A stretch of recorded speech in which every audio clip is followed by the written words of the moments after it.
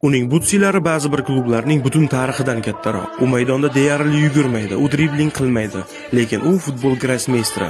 U futbolga IQ tushunchasini olib kirgan shaxs. Sahifamizni kuzatishda davom eting. Bugun Bavariya oddiy futbolchi deb sotib yuborgan, dunyoda paslar aniqligi bo'yicha yagona futbolchi va hatto Bellingham ham qarsak chalib yuboradigan Toni Kroos haqida gaplashamiz. Kroos, Modric, Kazemiro, esladingiz-a? Zidanning shonli Realidagi buyuk yarim himoya tizimi. Kazemiro va Modric oldida Kroos paslar qiroli va o'yinni boshqaruvchisi edi. 17 yoshidayoq Bavariyada asosiy tarkibda tushishni boshlagan Kroos 3 ta Bundesliga va Chempionlar Ligasini yutdi.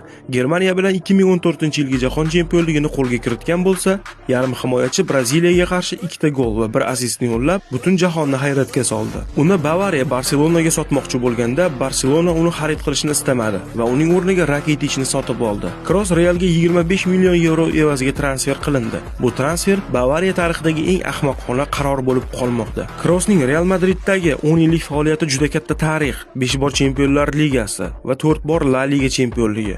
Qolgan sovrinlarni aytib o'tish uchun bizga vaqt yetmasligini aniq bilasiz. U oltin to'p olmagandir, u Realning eng buyuk futbolchisi bo'lmagandir, lekin u futboldan qachon ketish kerakligini bilgan va siz bir umr sevib keladigan afsonaviy futbolchi bo'lib qoladi. Uni qaysi yarim himoyachilar bilan taqqoslay olamiz? Fikrlaringizni izohlarda qoldiring.